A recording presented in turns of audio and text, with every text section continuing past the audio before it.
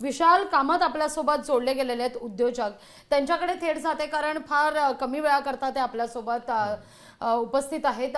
विशालजी नमस्कार, स्वागत आहे तुमचं लोकशाही मराठीमध्ये. काय पहिली प्रतिक्रिया, अर्थसंकल्प सादर होताच? हा एक खूपच बॅलन्स्ड बजेट आहे. मॅडमनी सर्व क्षेत्रांना बघत करताना जसं की मेडिकल पण आहे, थोडं टुरिझमला पण केलेलं आहे, मग आपलं शेतकऱ्यांसाठी पण पल्सेसमध्ये, मग मेडिकलमध्ये 75,000 जे अनाऊन्स केलेलं आहे स्टुडंटसाठी. तर वेगळ्या वेगळ्या क्षेत्रांना घेऊन न्यूक्लिअर पॉवर, कारण आपण रिन्युएबल एनर्जी जेव्हा म्हणतो आणि एक स्टेबल सोर्स ऑफ पॉवर पाहिजे, तर त्या कारणाने सर्व क्षेत्रांना घेऊन जो बॅलन्स्ड बजेट केला आहे. आणि सर्वात मोठा जो सिक्सर मारला आहे की 12 लाखच्या खाली आपल्याला इन्कम टॅक्सचा जो रिलीफ मिळाला आहे, हा एक खूपच मोठा, माझ्याप्रमाणे खूपच अनएक्सपेक्टेड पण व्हेरी हॅपी स्टेप आहे. कारण एक तर एक अनप्रेसिडेंटेड गोष्ट आहे की एवढा कधी स्लॅब कोणी केला आहे. आणि ह्याच्याने काय होणार आहे की कन्झम्पशन जो आहे, हा कन्झम्पशन आणि सेव्हिंग दोन्ही खूप वाढणार. फार महत्त्वाचं खरं तर विशालजी तुम्ही या ठिकाणी मुद्दा उपस्थित केलाय की कन्झम्पशन यानंतर वाढू शकतं. जीडीपी वाढण्याच्या दृष्टिकोनातून सुद्धा या निर्णयानं अधिक मदत होईल, कारण जसं म्हटलं जात आहे की इकॉनॉमिक ग्रोथ सुद्धा वाढेल आणि त्या दृष्टिकोनातून हा निर्णय सर्वार्थानं किती महत्त्वाचा आहे व्यापकदृष्ट्या सुद्धा. एक असतं की जेव्हा गव्हर्नमेंट आपल्याकडनं इन्कम टॅक्स घेतो, तेव्हा तेच इन्कम टॅक्स ते वापरतात डिफेन्ससाठी, इन्फ्रास्ट्रक्चरसाठी, जे क्षेत्र गव्हर्नमेंटचे जबाबदारी क्षेत्र आहेत. मग दुसरा भाग येतो की आपण जेव्हा नागरिक म्हणून कन्झ्युम करतो, तेव्हा जीएसटी सारखा आपल्या टॅक्सच्या थ्रू गव्हर्नमेंटला इन्कम मिळते. हे एक पॉझिटिव्ह स्टेप आहे, जिकडे गव्हर्नमेंट म्हणते की चला, मी तुम्हाला सूट दिलेली आहे, आता ह्या पैशाने तुम्ही एन्जॉय करा, तुम्ही सेव्हिंग करा, तुमचं आयुष्य बनवा. आणि जसं आपण खर्च करणार, ऑटोमॅटिकली गव्हर्नमेंट लॉंग रनमध्ये ते परत घेणार जीएसटीच्या माध्यमाने. पण ह्याच्याने काय की नागरिक ते पैसे वापरू शकतात. तर माझ्या मतात हे खूप चांगला स्टेप आहे. ह्याच्यामध्ये जे हुशार नागरिक आहेत ते थोडं सेव्हिंग पण करणार, थोडं त्याचा लाभ पण घेणार. पिक्चरला पण जाऊ शकतात, पण तुमचा एक SIP पण चालवू शकतात. क्या बात आहे. अजित मंगरुळकर आपल्यासोबत जोडले गेलेले आहेत, त्यांच्याकडे जाते मी. अजित सर नमस्कार, स्वागत आहे तुमचं लोकशाही मराठीमध्ये. फार महत्त्वाचा खरं तर निर्णय घेण्यात आलेला आहे आज अर्थसंकल्प सादर करताना. जसं विशालजी सुद्धा म्हणाले की सिक्सरच ठोकलाय शेवटी घोषणा करून 12 लाखांपर्यंत नो टॅक्स संदर्भात घोषणा करण्यात आली. तुमची काय भूमिका आहे या अर्थसंकल्पाविषयी? नाही ना, इनफॅक्ट मी जेव्हा प्री बजेटमध्ये पण हेच म्हटलं होतं की या बजेटमध्ये नक्की सामान्य माणसासाठी काहीतरी मोठी घोषणा असेल, आणि ती झाली. इनफॅक्ट जो 7 लाखाचा स्लॅब होता तो 12 लाख केला, ऑलमोस्ट डबल. आणि सॅलरीड क्लासचा ते actually 12.80 would be the tax saving. आणि याच्यामध्ये काय की जर आपल्याला GDP ग्रो करायचं आहे, आपलं इंटरनल कन्झम्पशन आपल्याला वाढवावं लागेल. त्याच्यासाठी जर तुम्ही बाईंग पॉवर वाढवली नाही तर कसं होणार? आणि ते या अर्थसंकल्पामध्ये त्यांनी अगदी केलं आहे. म्हणजे ते not only tax free slab वाढवला आहे, त्यांनी स्लॅब्समध्ये पण चेंज केलं आहे. आणि इतका सगळं इन्क्लुझिव्ह डेव्हलपमेंट केलं आहे. म्हणजे ॲग्रिकल्चरला त्यांनी दिलं आहे, त्यांनी हेल्थवर भरपूर कॉन्सन्ट्रेशन केलं आहे. आणि सिनियर सिटीजनसाठी पण जे TDS अमाऊंट 50 ते 1 लाख केलेस. म्हणजे बेसिकली सगळ्यांच्या हाती लिक्विडिटी वाढवली आहे. लिक्विडिटी म्हणजे पर्चेसिंग पॉवर म्हणजे तुमचं कन्झम्पशन वाढणार.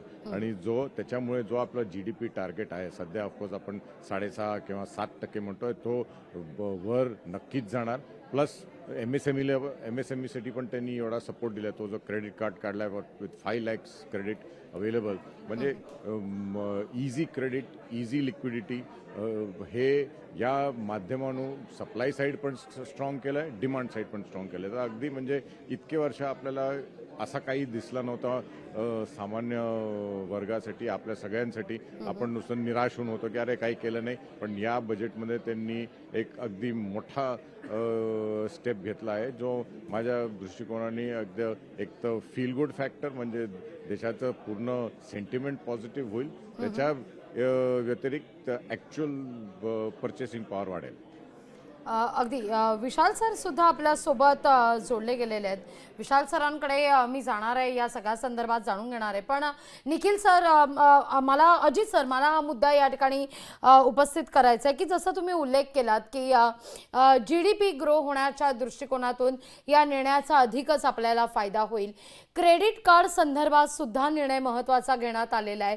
क्रेडिट कार्डची मर्यादा वाढवण्यात आलेली आहे, जो निर्णय अर्थातच शेतकऱ्यांसाठी सुद्धा महत्त्वाचा ठरला जातोय, नोकरदार वर्गासाठी सुद्धा महत्त्वाचा ठरला जातोय. त्या दृष्टिकोनातून सांगाल?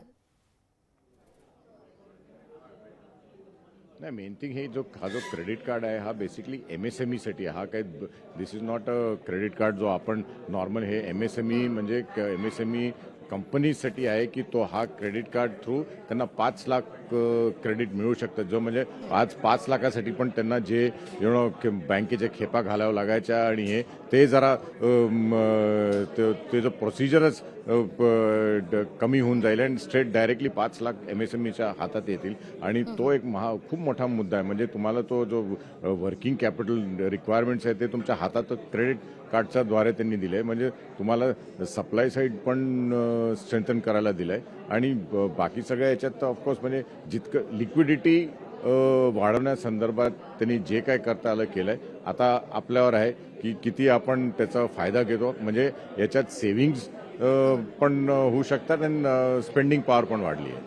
अगदी अजित सर, जे वारंवार अर्थसंकल्प सादर करण्यापूर्वीचा उल्लेख केला जात होता की विकास दर योग्य ठिकाणी साध्य होत नाहीये, त्यामुळे रोजगार निर्मितीला कुठेतरी खीळ बसताना दिसते. पण आता मात्र जे काही निर्णय घेण्यात आलेले आहेत, आजचा अर्थसंकल्प पाहता आगामी काळात जे उद्दिष्ट भारतानं ठेवलेलं आहे 2047 पर्यंत विकसित भारताचं, त्या दृष्टिकोनातून हे एक महत्त्वाचं पाऊल म्हणायला हवं का? नक्कीच. म्हणजे सगळ्यात महत्त्वाचं याच्यात जर तुम्ही पाहिलं की त्यांनी इन्क्लुझिव्ह ग्रोथ केलंय. म्हणजे एकही सेक्टर असा सोडला नाहीये. एक तर म्हटलं हेल्थवर कॉन्सन्ट्रेट केलंय, ॲग्रिकल्चरवर कॉन्सन्ट्रेट केलंय, एज्युकेशनवर कॉन्सन्ट्रेट केलंय, प्लस AI वर पण त्यांनी कॉन्सन्ट्रेशन केलंय. म्हणजे जो सध्याचे जे प्रश्न आहे आपल्या पुढे त्या सगळ्या याच्यावर गव्हर्नमेंटनी काही ना काहीतरी मार्ग काढलेला आहे आणि मेनली फंडिंग दिलेलं आहे. आणि त्या फंडिंगच्या मार्फतच आपण जे पुढे आपले म्हणजे एक तर एम्प्लॉयमेंट जनरेट त्यांनी होणार. कारण की तुम्ही एक MSMEला पण जो बेनिफिट दिला आहे आणि MSMEला बेनिफिट दिला म्हणजे आपले एम्प्लॉयमेंट जनरेट होणार. तर या सगळ्या याच्यामध्ये it's an overall growth budget. आणि आता अजून पुढचे जे आपले वर्ष आहे ते सगळं या बजेटच्या वरच जाणार. म्हणजे या बजेटच्या खाली आता काही आपल्याला दिसणार नाही. म्हणजे वर्षानुवर्ष आपलं नुसतं प्रगती पुढच्याच रूपाने होणार. म्हणजे आपलं 2047 विकसित भारत तर ऑलमोस्ट नक्कीच आहे. अगदी अजित सर, अगदी शेवटचा सवाल, जसं तुम्ही उल्लेख केलात की AI दृष्टिकोनातून सुद्धा या अर्थसंकल्पात विचार करण्यात आलेला आहे. AI संदर्भात 3 सेंटर्स उभारले जाणार आहेत आणि AI कृषी क्षेत्राशी सुद्धा निगडीत केलं जाईल, संलग्न केलं जाईल, या संदर्भात सुद्धा घोषणा करण्यात आलेली आहे, जी अर्थातच आगामी काळासाठी सुद्धा तितकीच महत्त्वाची आहे.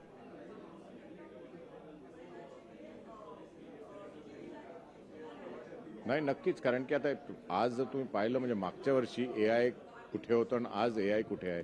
आणि AI आपल्या सगळ्या क्षेत्रात AI अगदी म्हणजे इम्पॉर्टंट होणारच आहे. तर ॲग्रिकल्चर जिथे आपलं मेन बेस ॲग्रिकल्चर आहे त्याच्यात जर आपण AIच्या दृष्टिकोनाने विचार नाही केला तर मग आपण पुढे कसं जाणार. तर या म्हणून म्हणतो ना, या बजेटमध्ये गव्हर्नमेंटनी सगळ्याच बाजूंनी विचार केला आहे. आणि आधीचे पण जे बजेट्स होते त्याच्यात पण ओव्हरऑल विचार करतच होते, पण मध्यमवर्गीय लोकांना काही मिळत नव्हतं. या बजेटमध्ये तर सगळंच त्यांनी इन्क्लूड केलं आहे.